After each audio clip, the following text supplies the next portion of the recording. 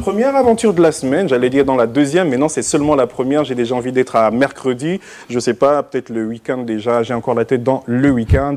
Nous sommes très heureux de vous retrouver ce soir sur le plateau du Grand Banja avec un panel d'invités exceptionnels avec qui nous allons partager les bons nombres d'informations qui, on l'espère, vous feront beaucoup de bien. On espère qu'elles seront très utiles aussi du football à l'intelligence artificielle. Deux aspects de l'intelligence artificielle, curieusement, qui vont se retrouver sur ce plateau. Ce n'était pas du tout prévu comme ça, mais voilà, c'est la magie de la programmation donc des invités. Ils sont 4 sur ce plateau et nous allons passer un moment agréable avec eux. Allons-y présenter tout de suite le professeur Jean Moussavou Pambou, qui est donc professeur de finance chez Exilia Business School. C'est en France. Et merci d'être là, professeur. Merci Steve Banzambi, voilà. Merci de m'avoir invité. C'est la première fois qu'on dit Steve Banzambi sur ce plateau. Vous avez voilà. Mais oui, c'est ce que je vous demande. Il faut prononcer mon nom, c'est Banzambi. Ah, monsieur Lamita, hein, il faut prononcer... Merci, professeur, vraiment. Je vous en prie, Steve Banzambi. Comprenez mon émotion, c'est pas tous les jours qu'on voilà, on s'arrête à Steve Anderson hein, et tout ça, voilà. Merci d'être là, professeur. Je vous en prie. Avec vous, un sujet intéressant à partager ce soir, l'innovation pédagogique à l'ère de l'intelligence artificielle. Absolument, c'est un sujet que j'ai trouvé pertinent d'en parler, puisque nous sommes en pleine période de rentrée. Oui. Par ailleurs, l'intelligence artificielle, on en parle, c'est un sujet d'actualité. Oui. Hein, inconsciemment, tout le monde utilise l'IA aujourd'hui. Hein. Absolument, absolument. Donc, c'est devenu aujourd'hui une nécessité stratégique, hein, en tout cas dans plusieurs domaines. Ce n'est plus une option. Et c'est exactement ce que nos amis donc du Salon des métiers de l'audiovisuel et du numérique, le SAMO, dans sa 4e édition qui s'ouvre à Libreville dans quelques jours, curieusement, effectivement, pour justement marquer l'intérêt autour de la question de l'IA.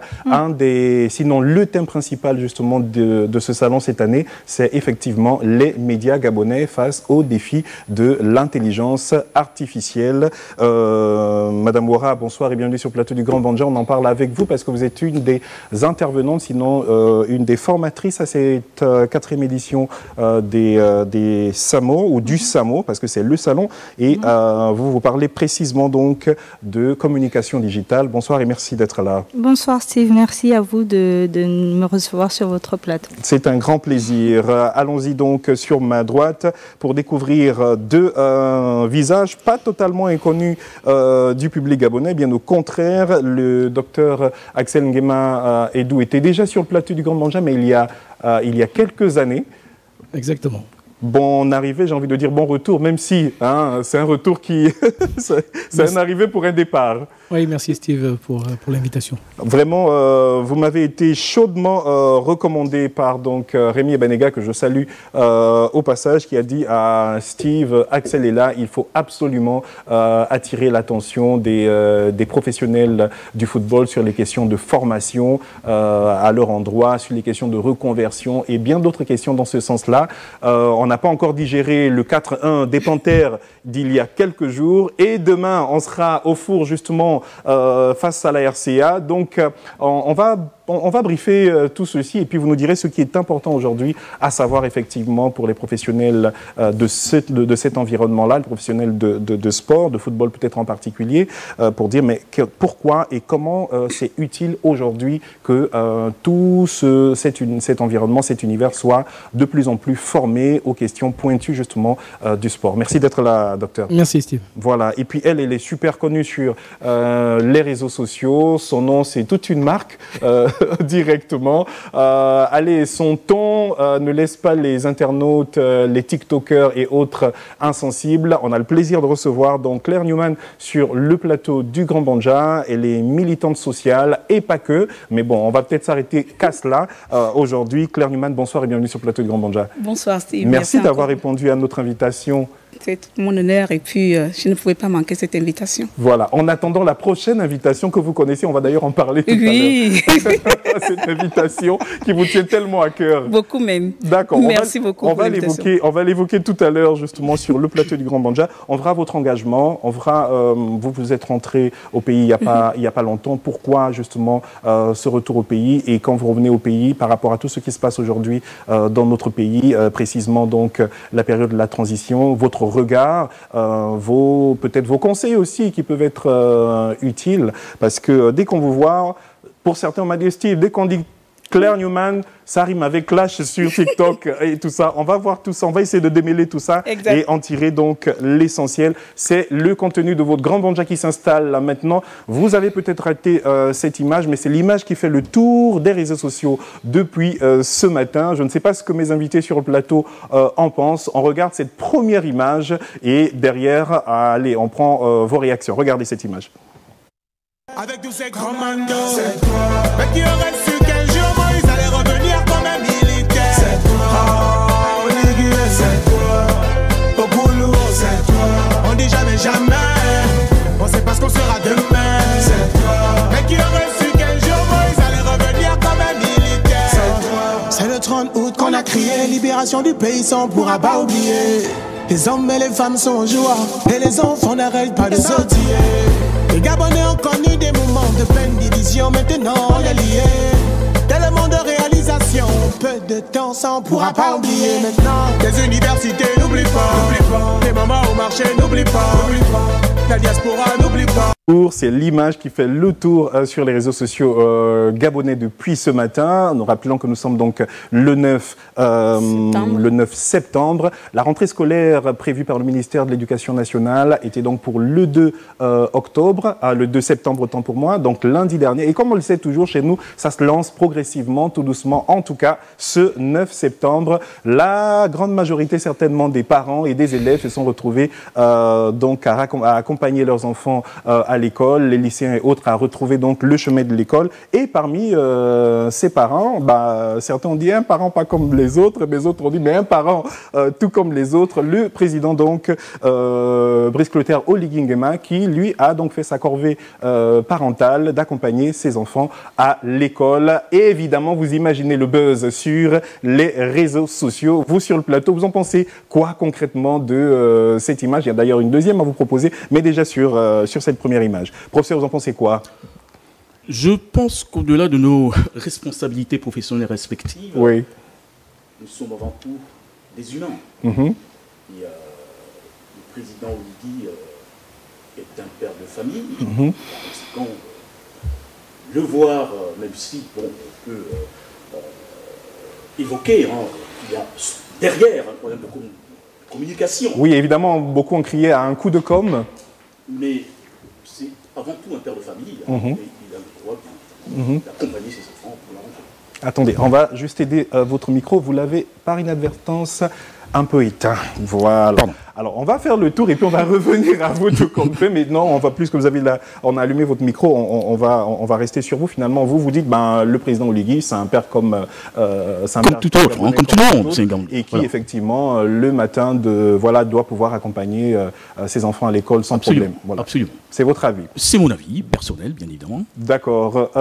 Axel, vous en pensez quoi, docteur Axel Nguema-Edou? Non, je pense tout simplement que le président de la transition est dans sa personnalité habituelle, c'est-à-dire quelqu'un de normal qui démontre effectivement aux Gabonais qu'au-delà de la charge de l'institution, il reste tout à fait au fait de la vie quotidienne. Oui. Et je pense que c'est ce qui est important et je pense que c'est le symbole qui est recherché au-delà de tous les aspects qu'on peut parler sur la com, mais c'est de démontrer justement le symbole qu'au-delà de mes fonctions présidentielles, je reste effectivement un père de famille. Je démontre la voie pour que tous les scolarisés prennent la voie, pour que tous les pères aussi puissent effectivement effectuer ce geste qui, on sait, avec la charge professionnelle, ne peut pas être récurrente, mais c'est déjà la voie qui est montrée. D'accord, c'est un bel exemple.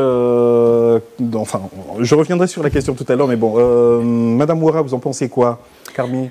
Alors, en tant que communicante, je pense que l'équipe de com a fait son travail, mais ce travail-là va aussi montrer justement le côté humain de l'homme d'État.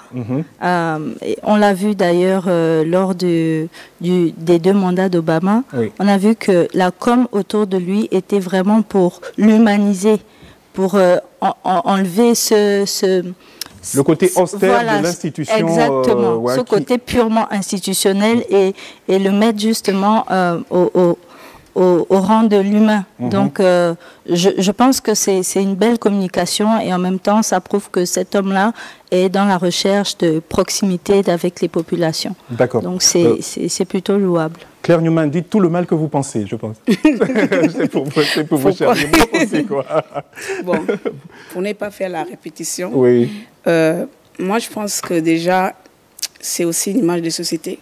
Parce que souvent, c'est les mères qu'on voit devant aller déposer leurs enfants. Et là, pour une fois, c'est un père. Et ce n'est pas n'importe quel père, un président de la République. Et j'espère pour moi qu'il va continuer à chaque fois à aller déposer.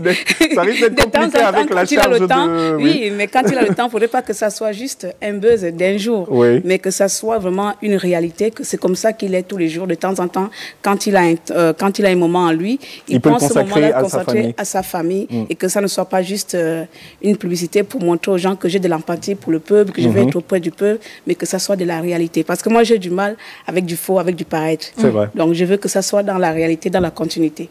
Dans tous les cas, j'apprécie le geste. Le geste.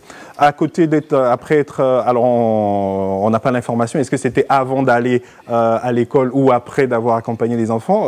Voilà, les internautes, voilà, vous savez que les journalistes, les caméramans, les reporters, il y en a partout maintenant aujourd'hui, il faut faire très attention quand on bouge, et ils ont apporté également cette image-là. Chocolat chaud, Julio, c'est bon là-bas? On fait pas de remis, monsieur le président. Faites vite, allez. Les chocolats chauds sont déjà prêts, maman. Ok, on va y tout. Il manque juste les omelettes. La vie, les omelettes, c'est bon. Je n'ai pas pris. Il fait la queue comme tout le monde. Comme tout le monde. Il ne paye pas. Il ne paye pas. Il m'a dit ça. Président qui se retrouve, alors on ne nous dit pas si c'est dans une boulangerie, on n'a pas le nom, mais toujours est-il que il y a la commande du président qui se prépare, en chocolat chaud pour le président, on ne fait pas attendre le président, et puis lui, le président qui répond, le président il est dans la queue, il attend comme tout le monde, etc. Réagissez s'il vous plaît. C'est très intéressant comme image là aussi. Oui, c'est un extrait de la vie courante de tout le monde. Même s'il est vrai que ça se situe à un niveau plus élevé. Oui, évidemment. La personnalité. Donc voilà, le président peut très bien accompagner ses enfants à l'école et puis bifurquer par la boulangerie, prendre des petits chocolats pour amener à la maison pour le petit-déj. C'est totalement normal, me dites-vous. Oui, j'ai envie d'un son de cloche un peu piquant, mais bon. Non, mais c'est correct, c'est correct. Aussi. Regardez comme la dame. J'imagine tout de même qu'il y avait toute la logistique protocolaire derrière. Bien sûr. On imagine. Là, par contre, sur l'image de l'école, effectivement, ça a été très bien joué, qu'il n'y a presque personne en termes de protocole autour, même au niveau sécuritaire. Il y a vraiment un champ qui est libre. On voit le président évoluer donc dans cet espace quasi naturellement. On aurait pu penser à quelque chose de préparé, mais quand il ouvre la porte et puis la jeune fille qui est totalement hallucinée, alors c'est préparé peut-être pas avec les enfants, enfin peut-être avec les adultes, mais peut-être pas avec les enfants qui étaient un peu eux aussi complètement là figés, c'est le président, etc. Donc il n'y a pas de problème à ce niveau. C'est totalement normal. Le président qui, dites-vous, nous replonge finalement, nous rappelle que il est humain comme nous tous et puis que voilà, c'est les gestes du quotidien qu'il accomplit. Exact. Voilà, même si Claire insiste pour que ce ne soit pas que du paraître pour aujourd'hui seulement. Mais moi, je pense que Steve, on est au-delà justement de la com que l'on peut féliciter, mais je pense qu'il y a un message derrière, un véritable message.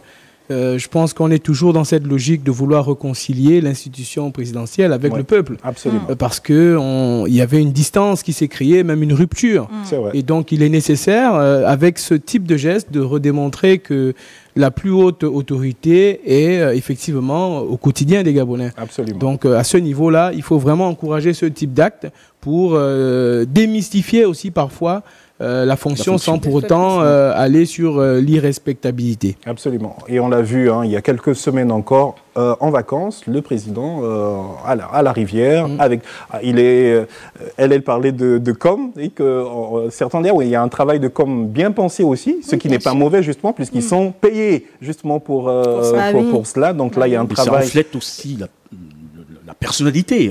Ça veut dire que il y a de la com, mais cette com n'est pas détaché de qui il est. Donc c'est une com qui va vraiment, qui le replonge dans son naturel. Et puis derrière, on soigne juste des aspects qu'il y a à soigner. Effectivement, ça nous fait penser beaucoup plus à Obama. Exactement. Les présidents français, c'est très rare, mais effectivement, on a vu la démonstration d'Obama tout au long de oui, on l'a vu sur les terrains de basket, on l'a vu dans le métro, on l'a vu dans des cafés, on l'a vu un peu partout. Donc je pense que c'est dans la continuité justement de cet aspect de la com-là qu'on est. Et puis, on voit bien que ça se passe le même jour. Donc, on peut dire que le protocole a mis en place justement une journée pour que le président puisse se mouvoir dans la ville comme une personne lambda. Comme un Gabonais normal. Voilà.